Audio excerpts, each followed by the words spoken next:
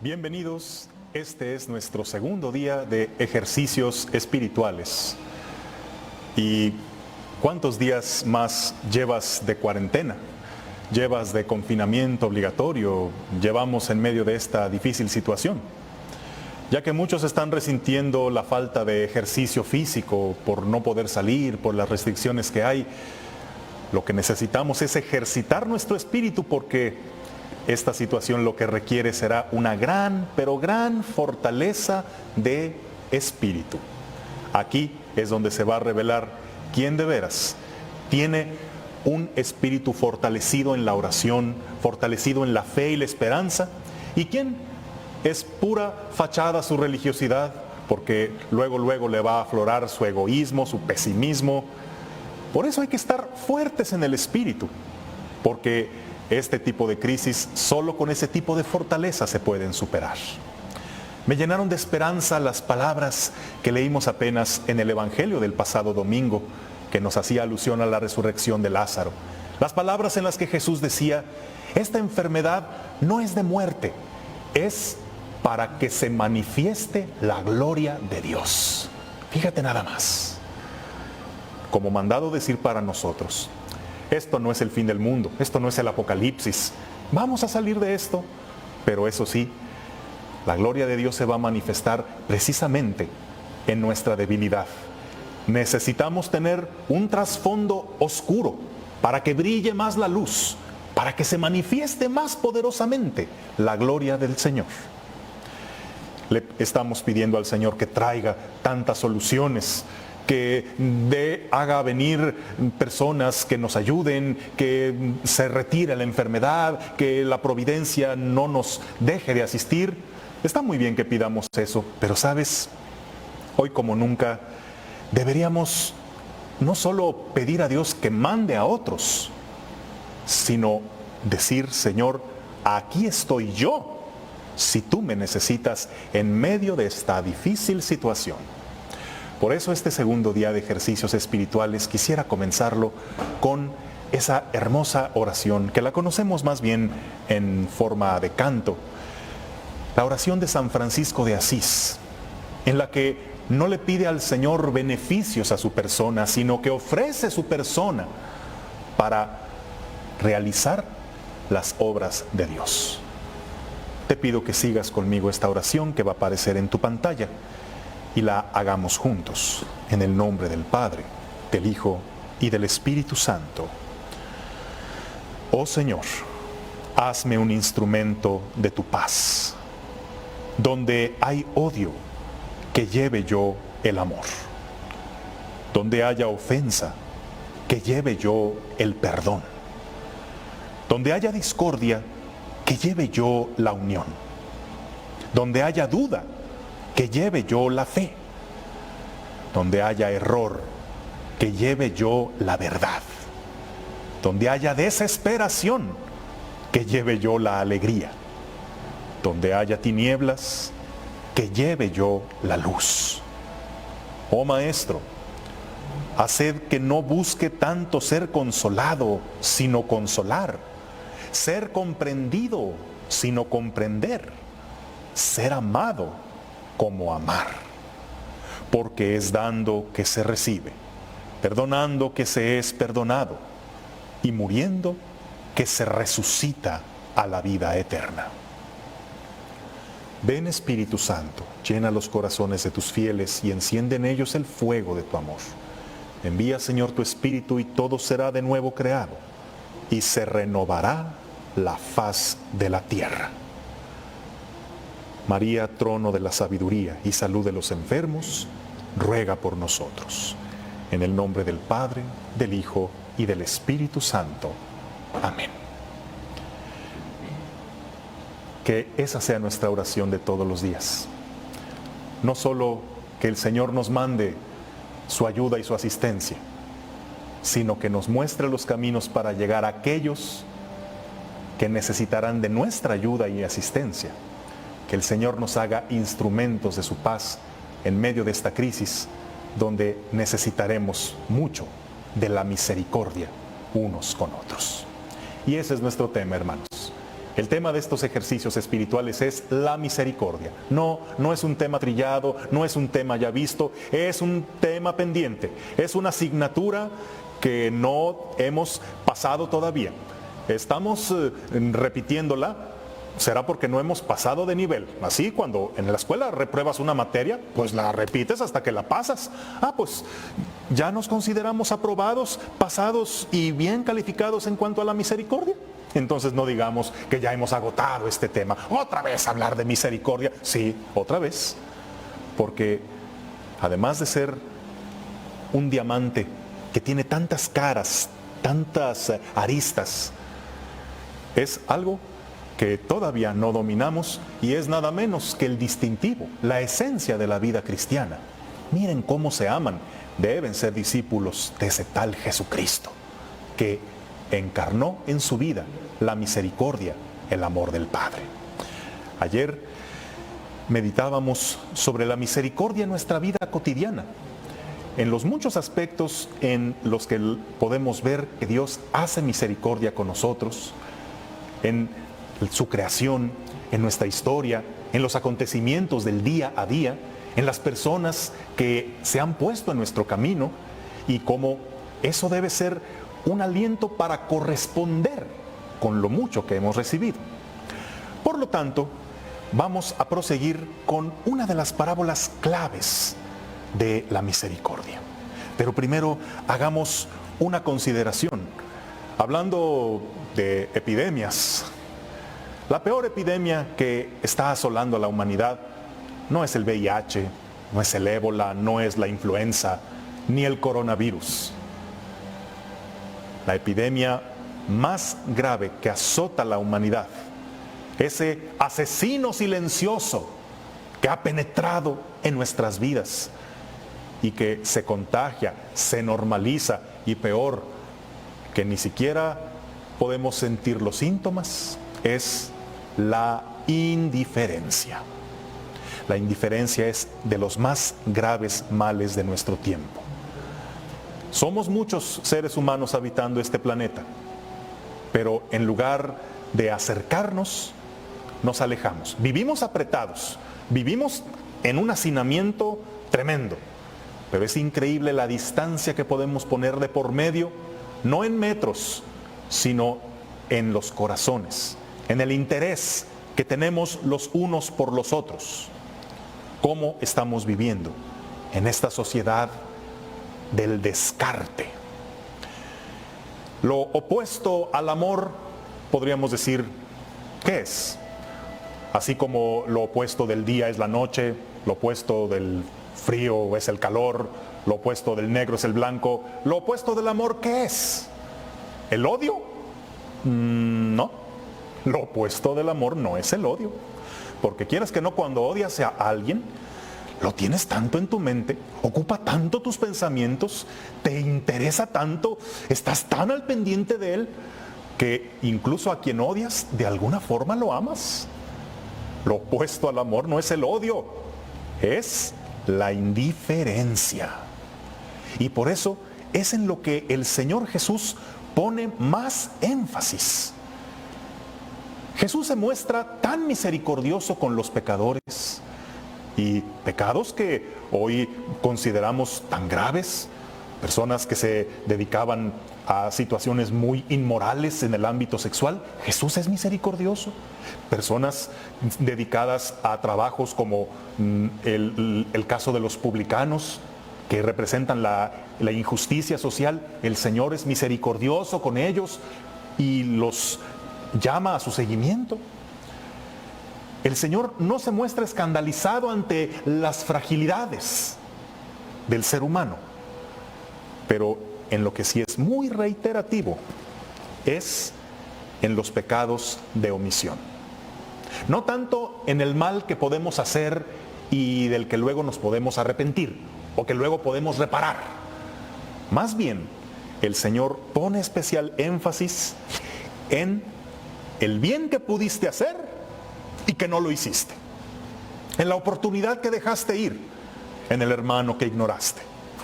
Para muestra, basta un botón. Mateo 25.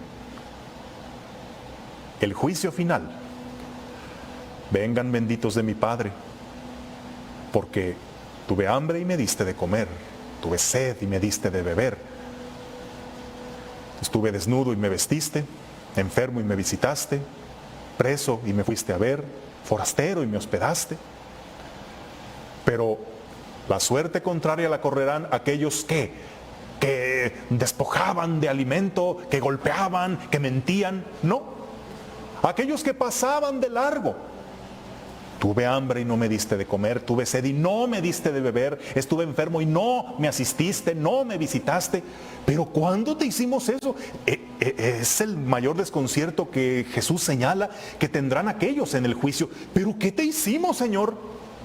Más bien, ¿qué no hicieron?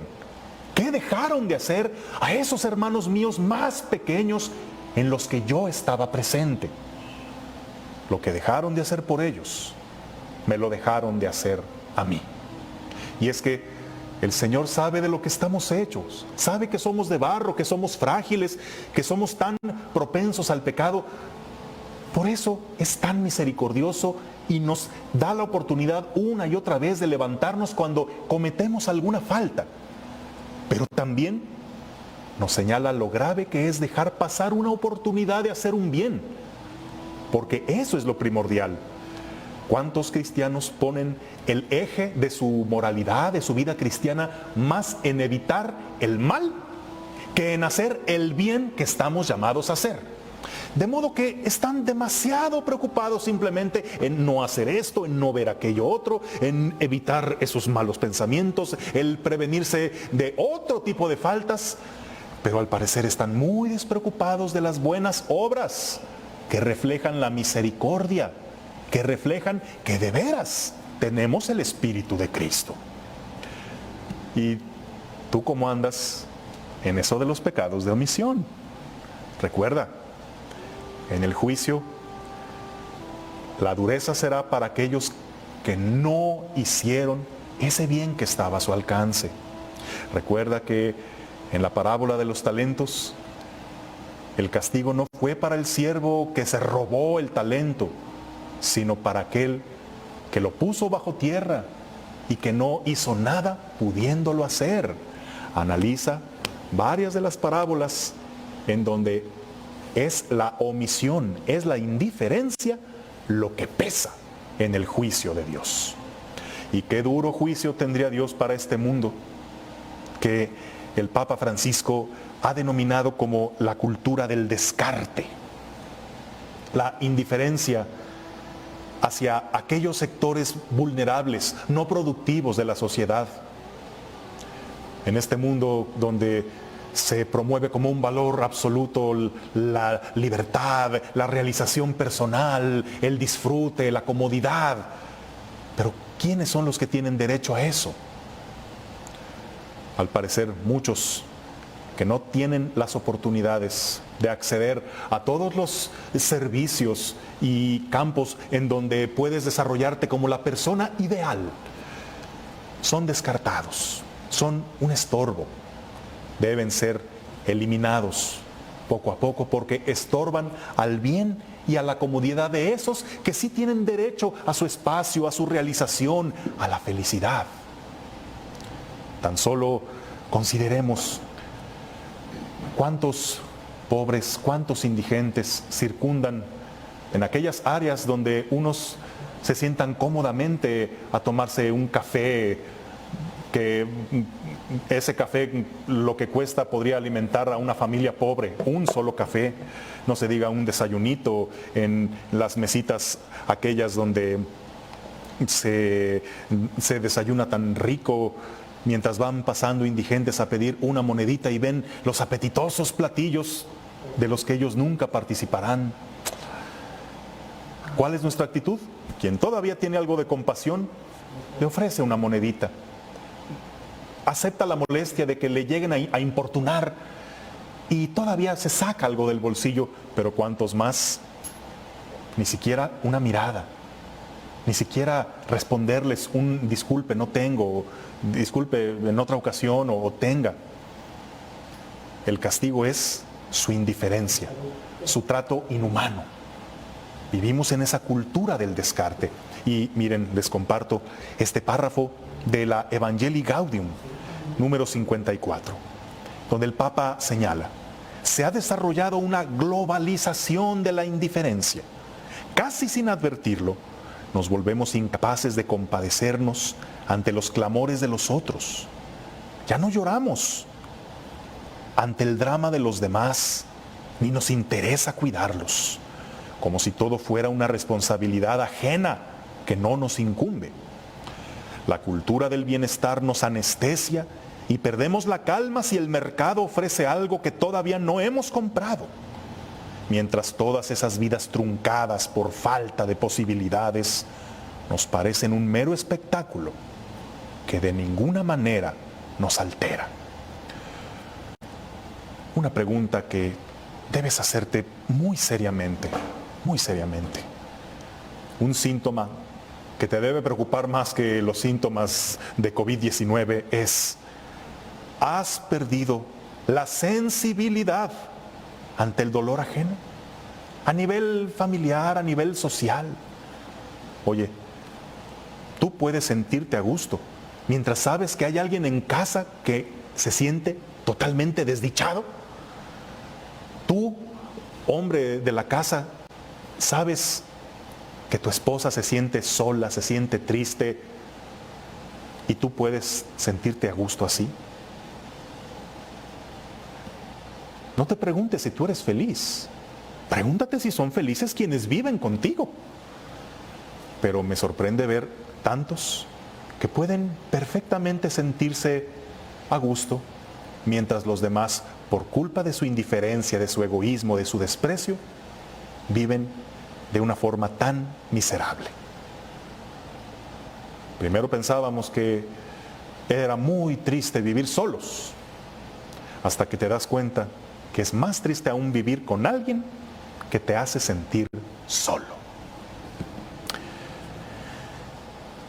En la sociedad, tú todavía eres capaz de sentir compasión ante un indigente tirado en la calle, ante un anciano con su sonda de orines colgando en pleno sol, entre el smog, la contaminación, pidiendo una moneda para comer entre los autos.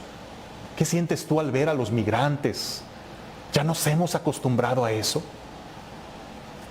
Algunos dirán que ya han trabajado mentalmente para no cargar con todo eso. ¿Qué es cosa de higiene mental no estar sintiéndote mal por todo lo que ves? Sí, algunos ya han superado eso y han aprendido a no llevar las cargas de los demás. Mira, tampoco se trata de que tengas que cargar todo. No se trata de que tengas que hundirte en la miseria cada que veas a alguien que sufre. Pero si te has vuelto insensible ante el sufrimiento de los demás, es preocupante. Algunos dirán que si tienes que detenerte al ver a alguien que tiene hambre, a alguien que está echado en el suelo, te dirán que tienes corazón de pollo. Si hasta abusan de tu nobleza cuando no puedes no darle a alguien que te está pidiendo ante una necesidad. Si incluso hay veces que te has dejado engañar porque terminan convenciéndote de tan bueno y compasivo que eres, te van a decir, te ven la cara, tienes corazón de pollo tú. Pues sí, y muchos ya han desarrollado un colmillote para no dejarse engañar. Pero ese colmillote también se ha convertido en un corazón de piedra.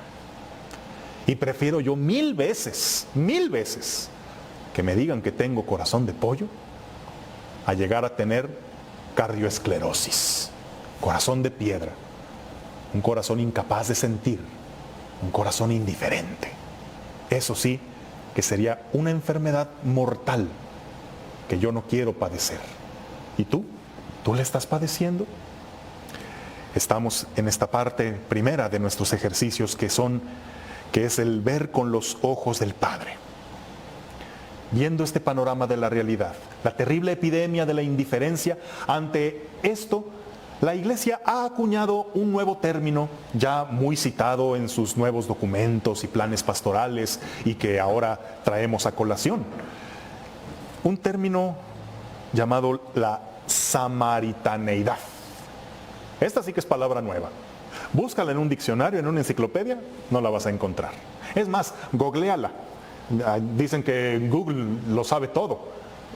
Googleala para que veas que no te sale una definición propiamente. Tal vez te aparezca en la búsqueda que sale en algunos documentos, discursos, pero no hay una definición de la palabra samaritaneidad. Bueno, yo la busqué y no había.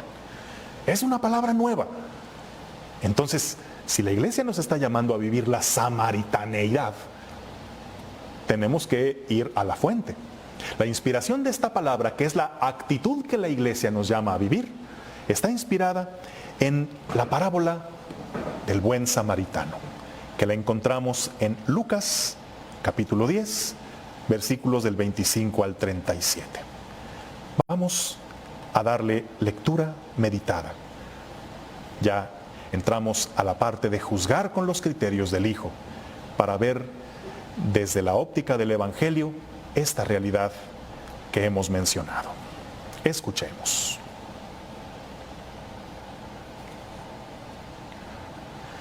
Se levantó un legista y le dijo a Jesús para ponerle a prueba: Maestro, ¿qué tengo que hacer para tener en herencia la vida eterna? Jesús le dijo: ¿qué está escrito en la ley? ¿Qué es lo que lees? Respondió: amarás al Señor tu Dios con todo tu corazón, con toda tu alma, con todas tus fuerzas y con toda tu mente, y a tu prójimo como a ti mismo. Le dijo entonces: has respondido bien, haz eso y vivirás. Pero él, queriendo justificarse, dijo a Jesús: ¿y quién es mi prójimo?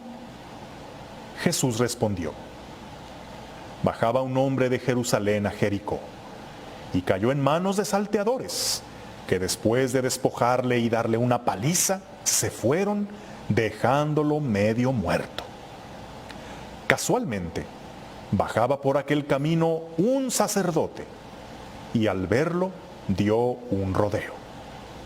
De igual modo, un levita que pasaba por aquel sitio lo vio y dio un rodeo. Pero un samaritano que iba de camino llegó junto a él, y al verlo tuvo compasión. Acercándose, vendó sus heridas, echando en ellas aceite y vino. Lo montó luego sobre su propia cabalgadura, lo llevó a una posada y cuidó de él.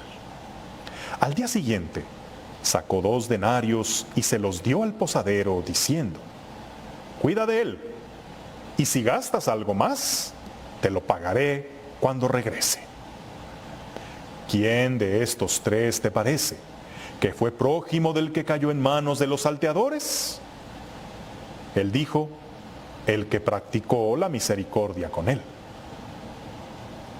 Y le dijo Jesús: ve y haz tú lo mismo.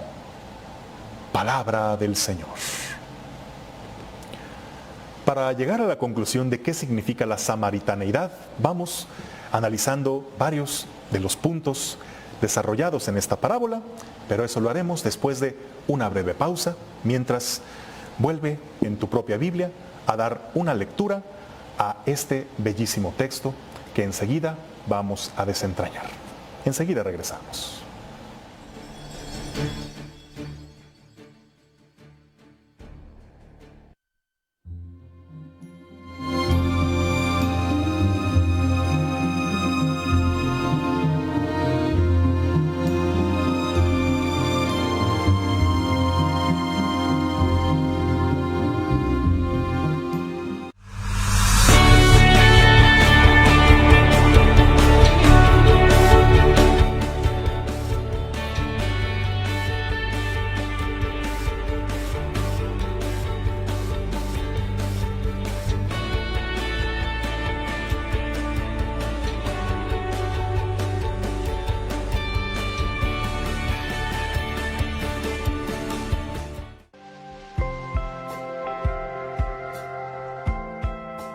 donde necesitamos, muy fácil, oremos y pidámosle al Señor.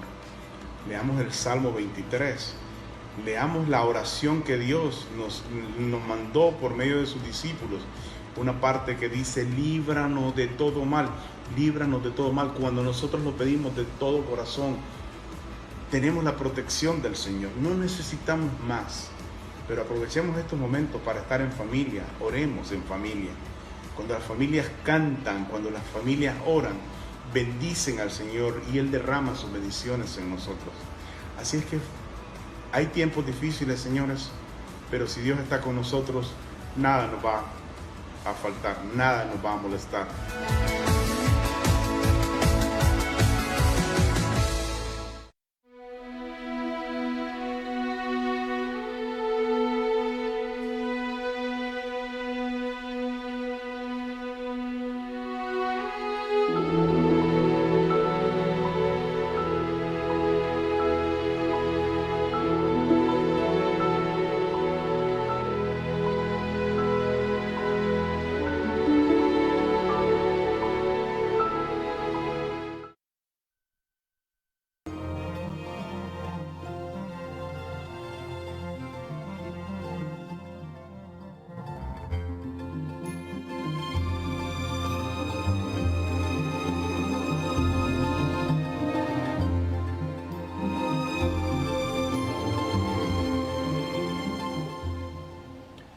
Continuamos viendo la samaritaneidad, inspirándonos por supuesto en la parábola del buen samaritano. La parábola surge como respuesta a la pregunta que le hace un doctor de la ley a Jesús. Un doctor de la ley quiere decir un experto, alguien muy conocedor de las Sagradas Escrituras, alguien que le hace una pregunta demasiado elemental a Jesús, claro, para ponerle a prueba, para tantearlo, para ver qué contesta. Y aquí es interesante que muchos podemos parecernos a este doctor de la ley, sobre todo quienes estamos más adentrados, estamos más formados y estudiados en cuestiones de nuestra religión. Podemos precisamente valernos de todo lo que sabemos para hacer toda clase de malabares mentales y evadirnos de lo que simplemente tenemos que hacer. Pasa algo así como, con todo respeto, con los abogados. Los abogados son expertos en leyes, pero lo interesante de los abogados es que conocen la ley, conocen los recovecos de la ley precisamente para ayudar a quien ha infringido la ley. Es curioso, ¿no? Pues igual puede hacerse en lo religioso. Puede uno dominar tantos conceptos teológicos, bíblicos, litúrgicos, que puedes tú justificarte para hacer lo más elemental que el Señor nos manda hacer, que es el amor y la misericordia.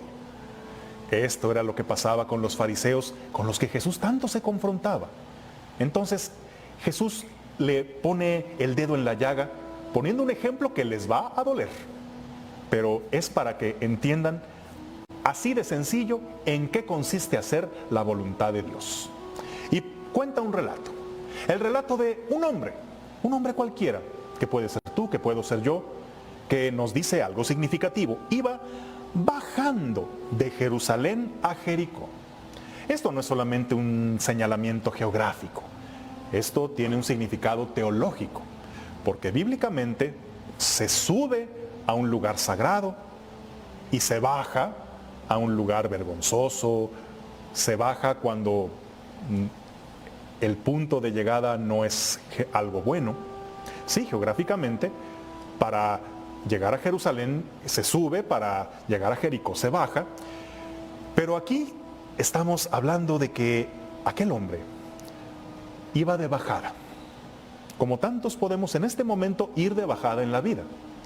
Dime tú, en este momento, ¿vas de subida o vas de bajada en la vida?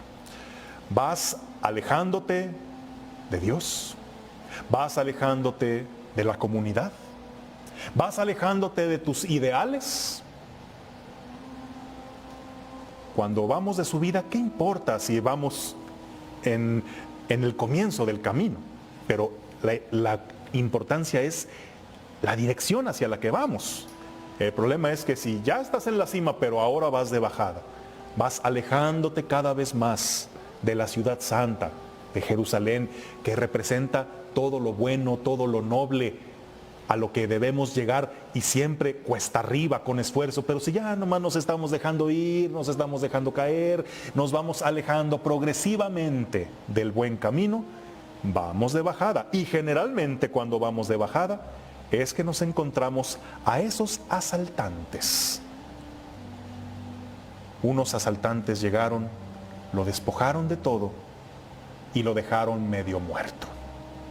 Eso de medio muerto es toda una ironía. No se puede estar medio muerto, ni medio vivo. O se está vivo o se está muerto.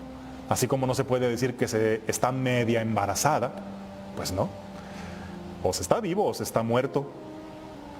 Sin embargo, no es incorrecto decir que lo dejaron medio muerto, porque llevar una vida a medias, una vida en la que sí, no han cesado tus funciones vitales para mantener tu cuerpo clínicamente vivo, pero es una vida que has renunciado ya a vivir, eso de veras no merece llamarse vida. Y hay quienes llevan esa vida a medias, y es porque hubo quien los despojó. A este hombre sí lo asaltaron y le quitaron sus propiedades, la ropa, el dinero que traía, pero sobre todo le arrebataron su dignidad, le arrebataron su alegría, le arrebataron su esperanza. Y eso es lo peor que te pueden quitar. Ya sabemos, lo material va y viene, pero cuando te quitan eso que te hace realmente vivir, es lo peor que te puede suceder. A ti alguien te ha asaltado de esa manera, alguien te ha quitado lo más valioso de la vida y te ha dejado en esa desnudez vergonzosa. O tú has despojado a alguien, tú has sido ese asaltante que ha dejado medio muerto y a la orilla del camino a alguien que iba de bajada.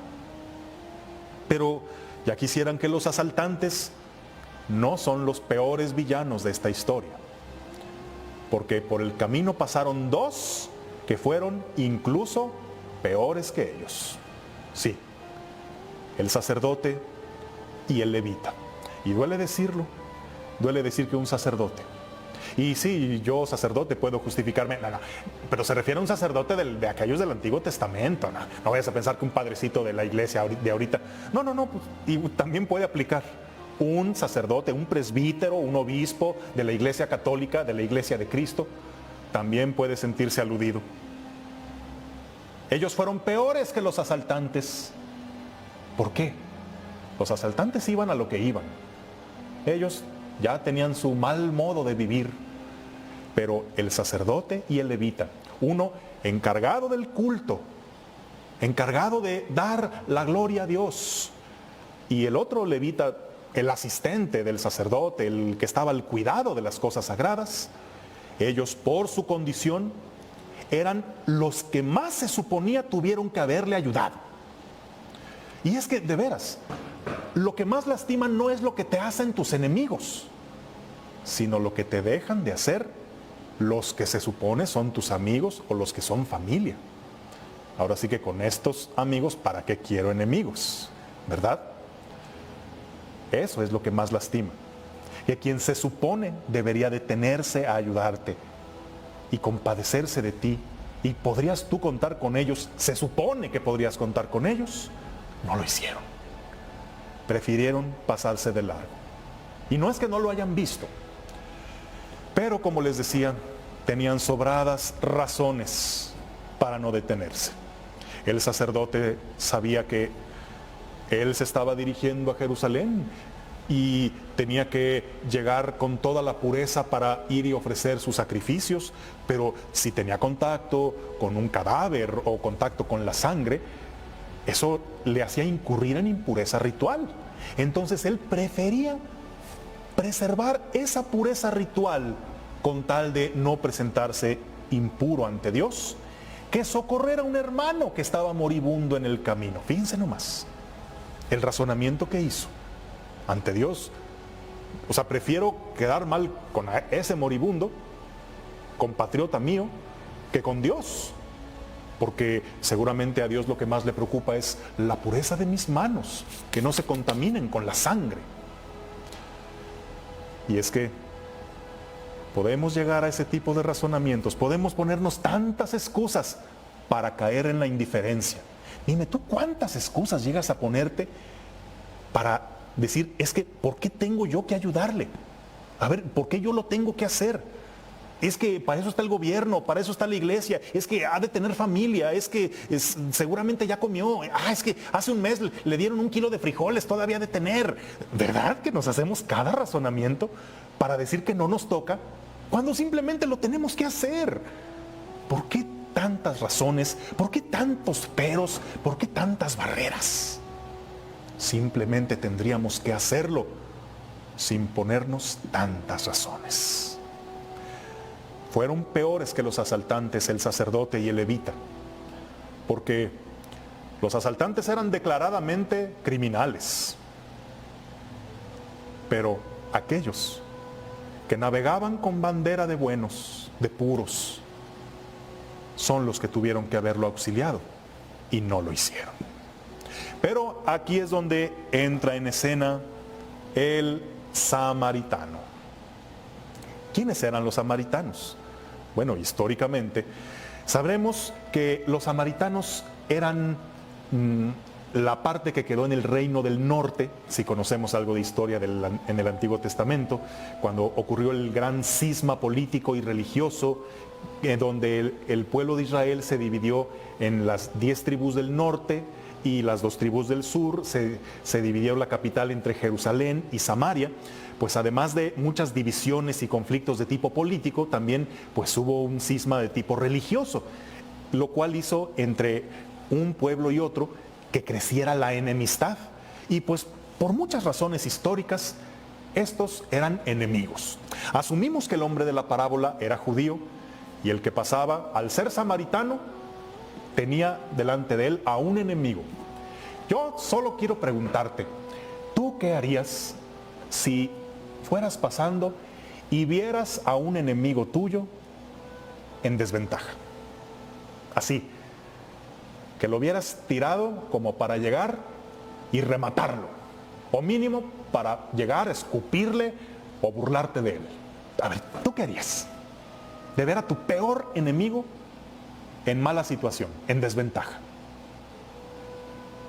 ¿Te aprovecharías para vengarte, para humillarlo, para despreciarlo, para decirle, ándele, y qué gusto me da? Lo esperable para un cristiano es que tuvieras la nobleza, la bondad humana, de que aunque sea tu enemigo, tenderle la mano. A ver, sinceramente, ¿tú qué harías? Pues Jesús nos pone de ejemplo a este samaritano, que sí, vio a un enemigo, pero no se puso a analizar eso. No se puso a decir, caray, si aquellos dos que eran de su misma raza y que además se supone que tuvieron que haberle ayudado, no lo hicieron, ¿por qué yo lo tengo que hacer? El samaritano simplemente vio un ser humano que necesitaba de su ayuda. Y por eso se baja del animal donde iba montado, se desvía de su camino, pierde su tiempo y lo asiste, lo ayuda. Y de aquí tenemos que sacar la conclusión de qué es la samaritaneidad. No era alguien que se suponía que tuviera que ayudar porque eran enemigos. Uno de los puntos que más nos llama la atención de la santidad de la Madre Teresa de Calcuta es que ella, a la gran mayoría de personas que auxiliaba en sus asilos, no eran cristianos. Ella vivía en la India, que es un país donde hay tanto sincretismo religioso, donde ella incluso era odiada, discriminada por ser católica. Pero ella asistía sin importar su color, su raza, su religión, mostrándonos que el amor de Dios es universal. Así nosotros hay que hacer el bien sin mirar a quién. Primer aspecto de la samaritaneidad. Se desvió del camino, dio de su tiempo y de sus recursos. Qué fácil se nos hace decir que ayudamos porque damos unas moneditas que nos sobran. Y muchas de las veces es solo para quitarnos de encima la molestia y para sentirnos un poco satisfechos de haber ayudado. Pero el que ayuda de veras se sale del camino, interrumpe lo que está haciendo, es capaz de molestarse un poco, de desajustar su agenda y su presupuesto. Qué es difícil suena esto, pero a ver, pregúntate, ¿hay alguien que lo ha hecho por ti? Tú te debes a alguien que vaya que tuvo que importunarse bastante para asistirte cuando lo necesitabas. Dichoso tú si has encontrado un buen samaritano en tu camino, pero más dichoso aún si tú has sido un buen samaritano para alguien. El samaritano le dio un trato realmente humano, no nada más de pasadita. Oye, ¿todo bien? Ah, sí sobrevives, ¿verdad? Ah, ándale pues, que estés bien, ahí te doy una moneda, ¿eh? Ojalá pronto pase alguien y te ayude. No, sino que bajó, ungió sus heridas con aceite y vino. No sé realmente si tenga un efecto antiséptico, pero aquí hay que ver sobre todo los simbolismos. Hay un prefacio en la liturgia donde Jesús es comparado con el buen samaritano que viene a consolar a la humanidad con el aceite del consuelo y el vino de la esperanza. Tal vez haya medicamentos patentados para la inflamación, el dolor, la infección, pero los remedios de mamá tal vez no tendrían la efectividad de un activo médico, pero tenían la efectividad de su cariño. ¿Por qué mamá nos curaba todo con jugo de limones? Pues es la fe de ella y la confianza que teníamos en mamá de que todo se nos iba a curar si tomábamos gotitas de propóleo o jugo de 2 limones. ¿O por qué todo dolor se nos curaba con la pomadita o con el Vaporub que nos untaba? Se nos quitaba realmente el dolor porque no era tanto el ungüento que usaba o la pomada de la campana o lo que te pusiera. Era la mano, la calidez de mamá, el que ella estuviera con nosotros, lo que nos sanaba. Así, aquel samaritano, yo no sé si sabía de enfermería o si de veras ese aceite y ese vino le iba a curar las heridas, pero es sobre todo el trato humano que le dio, la cercanía, el contacto, el calor, la amabilidad, el interés por su persona. Y vaya que fue un interés por su persona porque le cedió su lugar en el burro y siguió su camino con él. Y aquí quiero señalar que no solo vamos a aprender del samaritano, hay otros personajes de los que también debemos aprender, que también son misericordiosos y que también nos enseñan lo que es la samaritaneidad. ¿Quién es? El mismo burro. ¿Por qué? Aquel burro seguramente ya iba cargando con el equipaje de aquel samaritano, todo lo que requería para su viaje. Pero encima, le echan encima el cuerpo de un hombre malherido y el burro, pues de por sí ya vengo cargando tanto y todavía me echan al muerto. Bueno, suele pasar. Y puede que alguno de ustedes se sienta identificado con este buen samaritano burro, porque algunos tienen que cargar con el muerto, es decir, tienen que llevar la carga que otro les dio. Por dar algunos ejemplos. Imagínate que tú, que gracias a Dios tienes trabajo, no te va mal, pero tienes un hermano que no la supo hacer en la vida, que es muy descuidado, que quizás es muy dado al vicio, le está yendo mal, debe un dineral, tiene que salir de la cárcel y pagar una fianza, y tu madre te suplica, por favor, ayuda a tu hermano, págale la deuda, págale la fianza, ayúdalo a salir de ese apuro, págale la hipoteca. Y tú eres el burro que no tanto por el sinvergüenza de tu hermano, sino por amor a tu madre que está angustiada, vas a ayudarle al hermano. Es ahí cuando la haces las veces del burro, porque te cargan el muerto. Hay veces en que tú debes ceder de tu espacio, de tu casa, por recibir a la suegra que está enferma, que está ancianita, o dar refugio al cuñado, a la cuñada con su respectiva familia porque les fue muy mal y se quedaron sin casa y con mucho gusto, compadre, aquí está mi casa, que es su casa, pero tú tienes que cargar con el muerto. O sea, cuando por amor a alguien más tú debes cargar con otro, con un problema que no es tuyo. ¿Cuántos buenos samaritanos hay así? Que de veras se aguantan, no dicen nada, lo hacen de corazón. Para ellos es un gran sacrificio y de veras es una gran obra de misericordia. ¿Tú también te identificas con ese burro de alguna manera?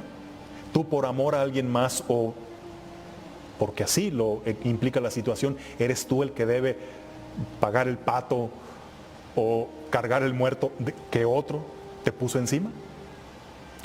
Pero una vez llegando a la posada, el buen samaritano cuidó de él, se lo encarga al posadero y como dice la canción, ahí te dejo esos 2 pesos y a mi regreso pues ya te pagaré si te hace falta algo. Ahí termina la parábola, pero yo así me pongo a imaginar y me pregunto, oye, ¿y si habrá regresado el samaritano a pagarle? Pues ya no, nunca lo sabremos. Pero vamos a suponer que no. Que el samaritano haya hecho una excelente labor el día en que se encontró al hombre malherido. Pero después se lo dejó al posadero, el cual solo es mencionado una vez. El samaritano se retiró como el héroe de la historia, pero no regresó. De modo que la labor de ver por la larga convalecencia de aquel hombre malherido no fue el samaritano, sino el posadero. Y es que ser compasivo y misericordioso una vez, como sea, pero ser constante con las personas con las que no basta sola un día manifestarles misericordia, sino acompañarlas, asistirlas en su proceso, en sus necesidades que no solo son de una vez. Eso es más difícil.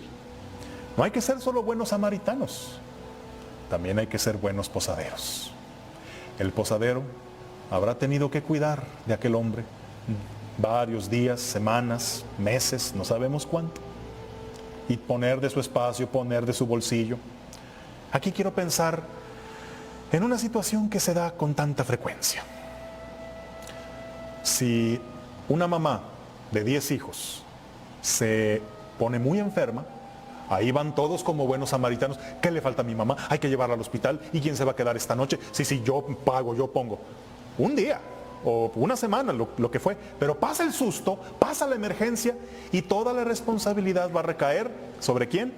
Generalmente sobre uno solo de los hermanos. Y ese es el que durante meses o años es el que debe cuidar, alimentar, cambiar, bañar, gastar, desvelarse, mientras que los otros brillan por su ausencia. Es que la misericordia también se manifiesta en dar continuidad. No basta con hacerlo un día, no basta con hacerlo una vez. Hay que hacerlo cuando más difícil, ingrato se vuelve, porque ahí es donde está la verdadera misericordia. Y bien, vamos terminando ya con nuestro tercer momento, el actuar bajo el impulso del Espíritu Santo. Aquí no hay mucho que señalar. La conclusión es tan simple como la que Jesús le dijo al doctor de la ley. No más elucubraciones teológicas. Así de fácil, ve y haz tú lo mismo. Esto es lo que hay que hacer. La misericordia no es algo que deba debatirse en congresos teológicos, es algo que se vive en el día a día. Ve y haz tú lo mismo. Por lo tanto, te dejo estas preguntas para que reflexiones y las pongas en práctica. Aparecen en tu pantalla. ¿Quiénes han sido tus buenos samaritanos? ¿Y tú de quién has sido un buen samaritano? Una buena pregunta que nos puede dar mucho rato para nuestra reflexión. No llegamos propiamente a una definición de la samaritaneidad, pero simplemente Sacando las conclusiones que nos da esta parábola, ¿qué características de la samaritaneidad descubro en mí? ¿O cuáles me hacen falta? Y en la situación actual, concretamente en esta crisis sanitaria que vivimos, en la cual todavía no llegamos a lo peor, y sabiendo que las cosas pueden ponerse muy mal y se necesiten muchos buenos samaritanos, ¿cómo podemos vivir la samaritaneidad en la situación actual? Bien, queridos hermanos, vamos a terminar en oración con una tónica muy similar a como lo hicimos al principio. Esta vez con una plegaria compuesta por la Madre Teresa, pidiendo al Señor no que nos mande lo que nosotros necesitamos, sino que nos mande a nosotros allí donde hacemos falta. Recita conmigo esta plegaria. Señor, cuando tenga hambre, dame a alguien que necesite comida. Cuando tenga sed, dame a alguien que precise agua. Cuando sienta frío, dame a alguien que necesite calor. Cuando sufra, dame a alguien que necesite consuelo. Cuando mi cruz parezca pesada, déjame compartir la cruz del otro. Cuando me vea pobre, pon a mi lado a alguien necesitado. Cuando no tenga tiempo, dame a alguien que precise de mis minutos. Cuando sufra humillación, dame ocasión para elogiar a alguien. Cuando esté desanimado, dame a alguien para darle nuevos ánimos. Cuando quiera que los otros me comprendan, dame a alguien que necesite de mi comprensión. Cuando sienta necesidad de que cuiden de mí, dame a alguien a quien pueda atender. Cuando piense en mí mismo, vuelve mi atención hacia otra persona. Haznos dignos, Señor, de servir a nuestros hermanos. Dales a través de nuestras manos no solo el pan de cada día, también nuestro amor misericordioso, que es imagen del tuyo. Amén. Resumen del día de hoy: ve y haz tú lo mismo. No hay más que decir. La bendición de Dios Todopoderoso, Padre, Hijo y Espíritu Santo, descienda sobre ti y te acompañe siempre. Los espero, mismo canal y misma hora, el día de mañana.